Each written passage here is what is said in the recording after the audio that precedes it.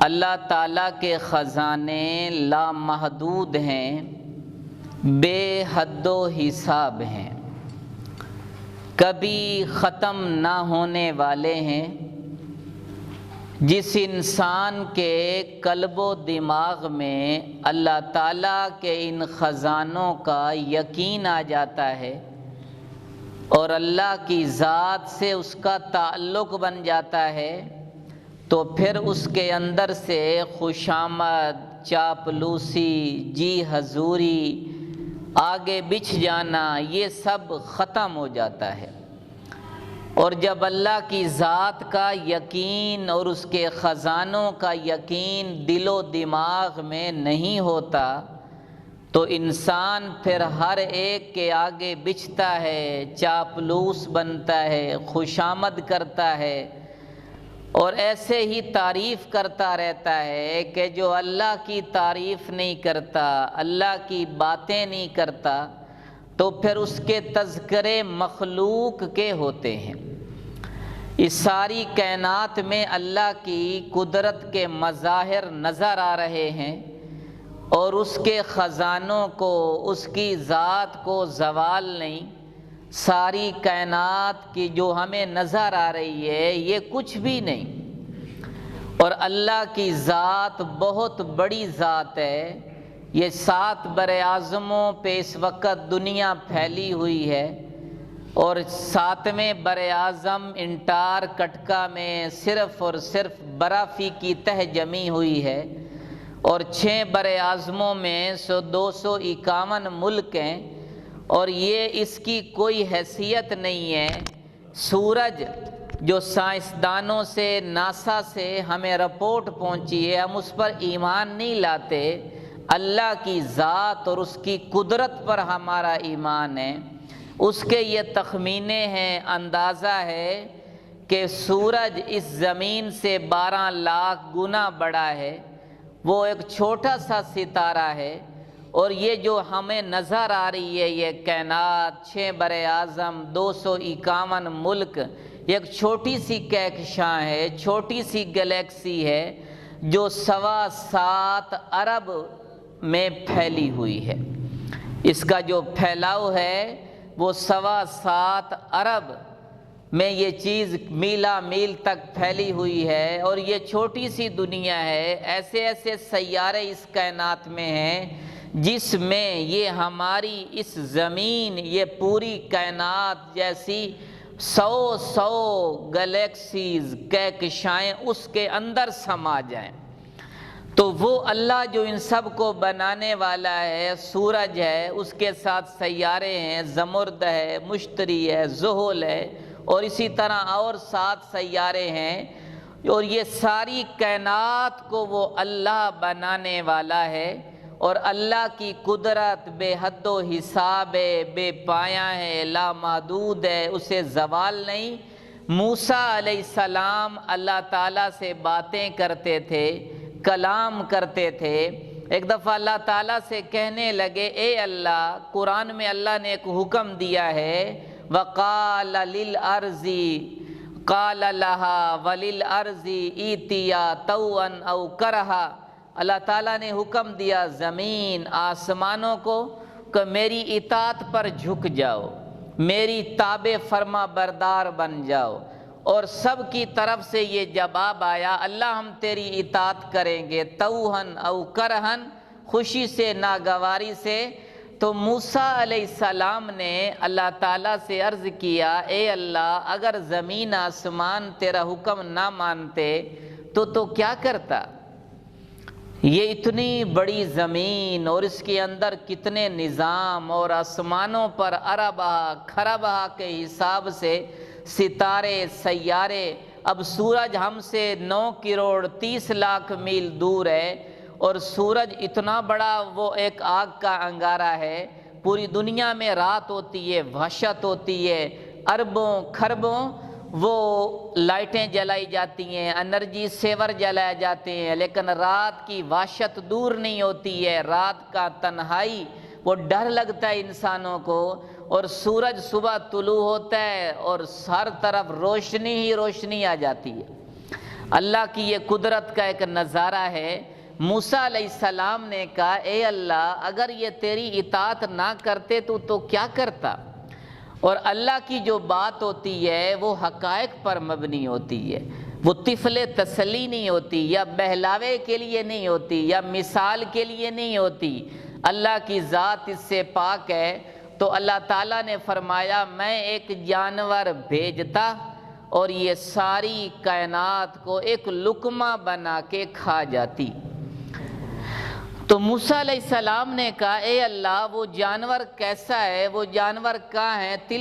ما تلک دا ابا، کہ وہ جانور کہاں ہے کہ اتنی زمین، 6 براعظم، 251 ملک، اور اس کے اندر پھر اتنا بڑے آسمان، اور یہ ساری چیزیں، آخر ہر چیز کا منہ چھوٹا ہوتا ہے، جسامت اس کی بڑی ہوتی ہے۔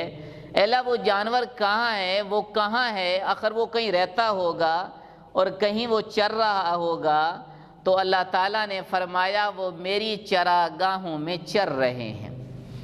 اور موسیٰ علیہ السلام نے کہا کہ اے اللہ وہ کہاں ہے چراگاہ؟ کا علم من علوم اللہ، وہ میرے علم میں ہے۔ اب وہ جانور جس کا ایک لقمہ ساری کائنات ہے، زمین آسمان ہے، وہ اس کو روزانہ اللہ دیتا ہوگا، اللہ اس کو پال رہا ہے، اس کو رزق دے رہا ہے، اور اس جیسے کتنے جانور ہیں جو ان چراگاہوں میں چر رہے ہیں۔ تو اللہ کی ذات کا یہ جب یقین دل میں آتا ہے پھر انسان سے خوشامد ختم ہوتی ہے، چاپلوسی ختم ہوتی ہے۔ ایک انسان کو دیکھتے ہیں، وہ ایک انسان ہے، مٹی کا بنا ہوا ہے، اور اس کو ہیپیٹائٹس ہوتی ہے، بلڈ پریشر ہوتا ہے، بیماریوں کا مجموعہ ہوتا ہے، گھر میڈیکل سٹور بنے ہوتے ہیں۔ انسان ذرا غور کرے اللہ کی قدرت کی نشانیوں پر کہ 6 براعظم، 7.25 ارب میں یہ پھیلی ہوئی زمین، اور اس میں پھر 251 ملک، اور اس میں پھر ہمارا ملک، اور ایک یہ ضلع، پھر تحصیل، پھر اس ایک کمرے میں وہ پڑا ہوا ہے، اور مٹی کا انسان، اور وہ اس کی کیا حیثیت رہ جاتی ہے۔ اور جب انسان اللہ کی قدرت کو دیکھتا ہے تو گھن آتی ہے ایسے لوگوں سے کہ جو لوگوں کو خدا بنا لیتے ہیں اور ان کی خوشامد اور چاپلوسی میں اتنا آگے چلے جاتے ہیں کہ جن کی کوئی حیثیت نہیں ہوتی، بھئی اس کا 4 کنار رقبہ ہے، 2 اس کے مربع ہیں، اور پھر انسان کو ان کے آگے بچھتا چلا جاتا ہے۔ اگر یہ صرف ایمانی شکست ہے، یہ ایک انسان کی فکری موت ہے، ایمانی موت ہے، خودی کی موت ہے، غیرت کی موت ہے کہ مٹی سے بنا انسان اور اس کی اتنی تعریف کر دیتا ہے، اس کے آگے بچھ جاتا ہے، اس کے ساتھ فلاں ہوتا ہے، فلاں چیز ہے۔ تو اللہ کی قدرت کا یقین، اس کا بے حد و بے حساب خزانوں کا یقین جب زندگیوں سے نکل جاتا ہے تو پھر اسی طرح ایمانی موت ہو جاتی ہے۔ اور اللہ تعالیٰ کی ذات سے لینا، اور اللہ کی ذات سے لینے کے لیے ایک ہے محنت۔ لیس للانسان الا ما سعی، انسان جو محنت کرتا ہے اللہ اس کی قدر کرتے ہیں، اللہ اس کو عطا کرتے ہیں۔ 2 بڑی چابیاں ہمیں دی گئی ہیں، 2 بڑی نعمتیں اس امت کو دی گئی ہیں اللہ کے خزانوں کو لوٹنے کے لیے، اللہ کے خزانوں کو لینے کے لیے۔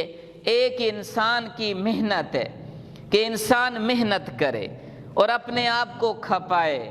یہ ایک ہی کیٹیگری کے لوگ رہتے ہیں، ایک بستی میں رہتے ہوتے ہیں، ایک کلاس میں لڑکے پڑھتے ہیں، ایک مدرسے میں لڑکے پڑھتے ہیں۔ کیا وجہ ہوتی ہے؟ بہت آگے چلے جاتے ہیں، اور کوئی 22ویں گریڈ میں چلا جاتا ہے، کوئی 20ویں گریڈ میں چلا گیا، اور انہی کا ایک کلاس بولا ہے، وہ جوتے پالش کر رہا ہوتا ہے، وہ ریڑھی لگا رہا ہوتا ہے۔ کہ محنت جو ترک کر دیتے ہیں، محنت چھوڑ دیتے ہیں۔ اللہ تعالی نے سب کو اعضاء ایک جیسے دیے، بھیجے میں دماغ ایک جیسا رکھا، ہاتھ پاؤں کی انگلیاں ایک جیسی دیں، اور ذہن ایک جیسا دیا۔ تو محنت جو کرتا ہے اللہ کسی کی محنت کو ضائع نہیں فرماتے ہیں۔ اللہ تعالیٰ محنت کی قدردانی فرماتے ہیں۔ کسان بیج پھینکتا ہے، اور وہ محنت کرتا ہے۔ مرفوع حدیث ہے، قرآن کی آیت کے حکم کے برابر اس کا حکم ہوتا ہے کہ ایک کسان بیج ڈالتا ہے، پانی لگاتا ہے، محنت کرتا ہے، اور پھر وہاں کھڑے ہو کر کہ اللہ میں نے محنت کر دی، اب کھڑے ہو کر یوں ہاتھ باندھ کے نماز پڑھتا ہے، اللہ سے دعا کرتا ہے کہ اللہ محنت میرے ذمہ تھا، پھل دینا تیرے ذمہ ہے۔ حدیث میں آتا ہے اللہ آسمان کے فرشتوں کو کہتے ہیں 70,000 فرشتے کہ جاؤ اس کی اقتداء میں جا کے نماز پڑھو، کہ اس کا یہ یقین ہے پھل دینے والا میرا اللہ ہے، ثمر دینے والا اللہ ہے۔ تو ایک محنت ہے، اور دوسری جو ہمیں چابی ملی، جو ماسٹر کی ملی، وہ دعا ہے۔ دعا یہ اللہ کے خزانوں کو لوٹنے کا ذریعہ ہے، اللہ سے لینے کا ذریعہ ہے، اور متکبر انسان دعا نہیں مانگ سکتا۔ جس میں تکبر ہوگا وہ دعا نہیں مانگے گا۔ دعا یہ دوسری چیز ہے جو اللہ تعالیٰ کے خزانوں سے لینے کا سب سے بڑا ذریعہ ہے، جس سے آج امت محروم ہوئی ہے۔ تنہائیوں میں ہم کتنی دعائیں مانگتے ہیں، یا نماز کے بعد کتنی دعائیں مانگتے ہیں۔ حضرات صحابہ کرام نے رسول پاک صلی اللہ علیہ وسلم سے ایک سوال کیا، قرآن میں آتا ہے، سورۃ بقرہ میں ہے، ایک سوال کیا کہ یا رسول اللہ، اللہ قریب ہے اقریب ام بعید؟ اللہ قریب ہے یا دور ہے؟ اگر قریب ہے تو ہم آہستہ سے بلائیں، یعنی مناجات کریں، اگر دور ہے تو ہم زور سے دعا کریں۔ تو یہ سوال اور بھی قرآن میں آئے۔ عبداللہ بن مسعود رضی اللہ عنہ فرماتے تھے اصحاب محمد سے بہتر جماعت اس کائنات میں نہیں آئی، جنہوں نے جو زیادہ سوال نہیں کرتے تھے، مان لیتے تھے۔ کوئی پیچیدہ مسئلہ آتا، مشکل مسئلہ آتا تو پھر سوال کرتے تھے، اور وہ بھی انتظار میں رہتے تھے۔ دیہات سے کوئی بدو عرب صحابی آتا دیہات سے، کیونکہ کھلے مزاج کے لوگ ہوتے، ان سے کہتے تم یہ پوچھو، تم یہ سوال کرو۔ تو یہ ایک، اور جو بھی 14 سوال ہیں جو پورے قرآن میں آئے ہیں، ان میں 6 صرف سورۃ بقرہ میں آئے ہیں۔ تو ہر سوال کے جواب میں اللہ تعالی ہمارے نبی کو درمیان میں واسطہ بناتے تھے۔ یسألونک عن الأہلہ، کہ ایک سوال کیا، چاند کے بارے میں پوچھا، تو اللہ تعالیٰ فرمایا کل، اے نبی آپ انہیں کہہ دو کہ یہ اوقات کے لیے۔ اسی طرح سوال کیا یسألونک عن المحیض، کہ اس کے بارے میں سوال کیا کہ کل ہوا، اے نبی آپ کہہ دو۔ یعنی جتنے بھی سوال آئیں اللہ تعالیٰ اپنے پاک نبی کو واسطہ درمیان میں بناتے کہ آپ انہیں جواب دے دو، آپ انہیں جواب دے دو۔ لیکن ایک سوال یہ جو کیا کہ یا رسول اللہ، اللہ قریب ہے یا دور ہے، تو یہ سوال اللہ کو بڑا پسند آیا، اور اللہ کتنے خوش ہوئے ہوں گے کہ درمیان سے رسول پاک صلی اللہ علیہ وسلم کا واسطہ اللہ نے ہٹایا۔ یہ نہیں کہ کل، نہیں، گویا اللہ خود جواب دینے آ گیا کہ وَإِذَا سَأَلَكَ عِبَادِي أَنِّي فَإِنِّي قَرِيبٌ، کہ میرے بندے میرے بارے میں سوال کر رہے ہیں۔ اے پیارے نبی جی، میرے بارے میں سوال کر رہے ہیں، میری ذات کے بارے میں پوچھ رہے ہیں، تو عبادی، میرے بندے، اس میں کوئی تخصیص نہیں ہے یہ تہجد گزار ہے یا یہ رات کو نفل پڑھنے والا ہے یا تلاوت کرنے والا، نہیں، ہر میرے بندے مجھ سے میرے بارے میں پوچھ رہے ہیں، تو فَإِنِّي قریب، انہیں کہو میں تمہارے بہت قریب ہوں۔ نحن اقرب من حبل الورید، جیسے ایک آیت میں آتا ہے ہم بندوں کی شاہ رگ سے بھی زیادہ قریب ہے۔ تو میرے بندے میرے بارے میں پوچھ رہے ہیں تو انہیں بتاؤ میں بہت قریب ہوں، اور جب بھی مجھ سے دعا مانگیں گے، جب بھی مجھ سے دعا مانگیں گے میں فوراً قبول کروں گا، لیکن ایک شرط ہے، مجھ سے دعا مانگیں گے میں قبول کروں گا، اذا دعانی فلیستجیبوا لی، یہ اللہ نے شرط لگائی ہے کہ مجھ سے دعا مانگو گے میں قبول کروں گا، لیکن تم میرے بن تو جاؤ۔ ہم تو مائل بے کرم ہیں، کوئی سائل ہی نہیں۔ اللہ کہتا ہے مجھ سے مانگو میں قبول کروں گا، لیکن میرا بھی تو حکم تم مانو۔ معاملہ تو دونوں طرفہ چلتا ہے نا، ایک طرف تو کام نہیں چلتا۔ فاذکرونی اذکرکم، اللہ کہتا ہے مجھے یاد تو کرو، میں بھی تمہیں یاد کروں گا۔ تم مجھ سے جفا کرو اور تم مجھ سے دور ہو جاؤ تو پھر تو نظام نہیں چلے گا۔ تم میرے بن جاؤ، مجھ سے مانگو۔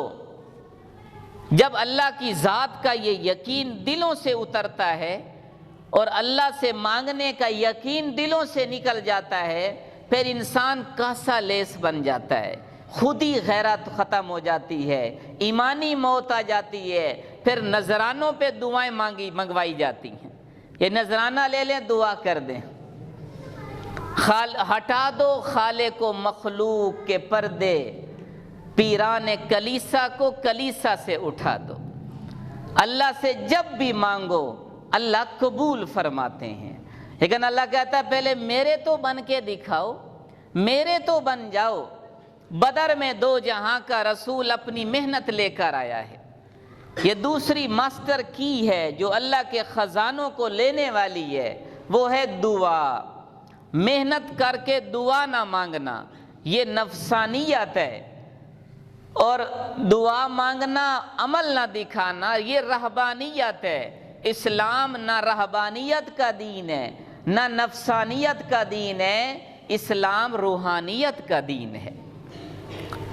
بدر میں اللہ کا رسول لے کر آیا، اپنی جمع پونجی لے کر آیا، 313 لے کر آیا، اور اللہ کو دکھایا ٹوٹی ہوئی تلواریں، چند نیزے، چند گھوڑے، اور پھر کھڑا کیا صداقت نبوت کے ساتھ کھڑی ہے۔ اور وہ فرماتے ہیں ابو بکر صدیق رضی اللہ تعالیٰ عنہ کہ اللہ کے رسول نے دیکھا آگے لشکر، 1000 کا لشکر، 3 گنا بڑا لشکر، اور اللہ سے پھر دعائیں مانگی جا رہی ہیں۔ کہتے ہیں آپ کے اوپر کملی تھی؟ ابو بکر فرماتے ہیں اتنی دعائیں اللہ کا رسول مانگ رہا تھا کہ وہ کملی نیچے گر جاتی، اوپر کرتا تھا، اور آپ اللہ سے مسلسل روئے جا رہے تھے۔ دعا کا مجھ سے مانگو میں قبول کروں گا۔ دعا وہ ہتھیار ہے جو مشکلات کو دور کر دیتی ہے، آسانیاں پیدا کر دیتی ہے۔ فَأَمَّن يُجِيبُ الْمُضْطَرَّ، مضطر کی دعا، لاچار بے بس انسان کی دعا اللہ قبول فرماتے ہیں۔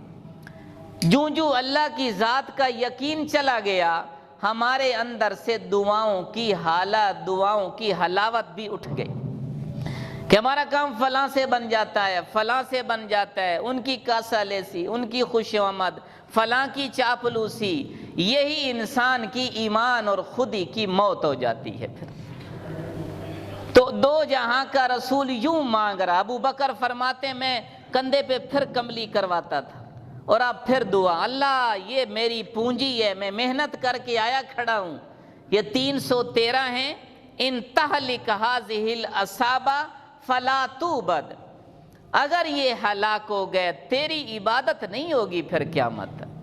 یہ بنیاد ہیں، یہ میں لے کے آیا کھڑا ہوں۔ اور ایسی دعائیں بار بار مانگ رہے تھے۔ ابو بکر چادر اوپر پھر کرواتے تھے اور مانگ رہے تھے۔ پھر صداقت کی نظر نے دیکھا کہ وہ آسمان پھٹتا ہے اور فرشتے اترتے ہیں، کہا یا رسول اللہ بس کریں، اللہ کی مدد آ گئی۔ یہ دعا کی تاثیر ہے جو ہم اٹھ جاتے ہیں، روایتیں بنائی ہوئی ہیں اور رسمی دعا کی جاتی ہے۔ تنہائیوں میں دعائیں مانگنا، اللہ کے خزانوں کو لینے کے لیے دعا کی تاثیر اللہ سے اتروا لینا۔ اب صبح ہم بیدار ہوتے ہیں اور پھر سوتے ہیں، کتنی دعائیں ہماری طرف متوجہ ہوتی ہیں، ہمیں کتنی یاد ہیں۔ مسنون دعاؤں نے قبولیت کے دروازے دیکھے ہوئے ہیں، اور ہمیں کتنی یاد ہے، بیدار ہوتے دعا ہے، واش روم میں جانے کی دعا ہے، اور اٹھنے کی دعا ہے، کھانا کھانے کی دعا ہے، گھر سے نکلنے کی دعا ہے، کپڑے پہنتے پھر دعا ہے، آئینہ دیکھنا ہے پھر دعا ہے، اور اپنی کھانا کھانا ہے اس کی دعا ہے، کوئی ضیافت کرے اس کی دعا ہے، اور بازار میں جانا ہے اس کی دعا ہے، گھر واپس آنا ہے پھر دعا ہے، اور اس کے بعد پھر کسی کام پر نکلنا ہے پھر دعا ہے، کوئی حاجت پوری کروانی ہے پھر دعا ہے، پانی پینا ہے اس کی دعا ہے، اور رات کو گھر آنا ہے پھر دعا ہے، اور سونا ہے اس کی دعا ہے، کھانا درمیان میں بھول جائیں بسم اللہ پھر اس کی دعا ہے۔ اتنی دعائیں ہماری طرف متوجہ ہو رہی ہیں، اور ہمیں کتنی یاد ہیں، ہم کتنی دعائیں پڑھتے ہیں۔ کہ مسنون دعائیں وہ اللہ کی نعمتیں ہیں جن سے اللہ مسائل کو حل فرما دیتے ہیں۔ تو یہ دعا اللہ سے لینے کا سب سے بڑا ہتھیار ہے، اور دعا جیسے نماز عبادت ہے، روزہ عبادت ہے، حج عبادت، دعا اسی طرح عبادت ہے۔ کَإِنَّ الَّذِينَ يَسْتَكْبِرُونَ عَنْ عِبَادَتِي، جو میری عبادت سے اعراض کریں گے، کہ مجھ سے مانگو میں تمہیں دوں گا، اس سے پہلے فرمایا دعا مانگو، اور دعا کو یہاں اللہ نے عبادت کہا، جو میری عبادت سے رخ پھیر لیں گے تو انہیں میں دوزخ میں داخل کر دوں گا۔ اور ایک حدیث ہے الدعا هو العبادہ، دعا عبادت ہے، جیسے نماز عبادت ہے، روزہ باقی عبادات ہیں، اور ہم کتنی دعاؤں کے لیے وقت نکالتے ہیں۔ اور انہی دعاؤں میں ایک دعا رجب کا چاند نظر آتے میرے آپ کے نبی نے مانگی تھی۔ کتنوں نے نہیں مانگی ہوگی، اب ہم مانگ لیتے ہیں۔ ابھی رجب کا دوسرا ہفتہ تقریباً شروع ہو چکا ہے کہ رجب کا چاند نظر آیا تو آمنہ کے لال دعا مانگا کرتے تھے، اللہم بارک لنا فی رجب و شعبان وبلغنا فی رمضان۔ آپ بھی مانگ لیں جنہوں نے نہیں کی ہوئی دعا، اللہم بارک لنا فی رجب و شعبان وبلغنا فی رمضان۔ کیا کمال کی دعا مانگی میرے نبی نے، ہم اس میں غور کریں۔ بارک، اللہ برکت عطا فرما۔ ہمارے یہاں برکت کا مفہوم ہی نہیں پتا کسی کو، کثرت کو برکت سے جوڑ دیا، مال آ رہا ہے، کثرت گھر میں آ گئی، یہ ہو رہا ہے، اور کب برکت دے اللہ ہم، اور لنا اپنے لیے نہیں مانگی، اس لفظ بے غور کریں، اپنے لیے صرف نہیں مانگی، پوری امت کو اس میں شریک کیا ہے کہ دعاؤں میں بخل نہ کیا کریں،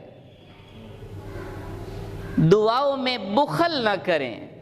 پوری امت مسلمہ کو اپنی دعاؤں میں میرے نبی نے جب شریک رکھا تو ہم بھی پوری امت کے لیے دعائیں مانگیں، نیکی کے لیے طوالت عمر کی دعا کرنا سنت ہے۔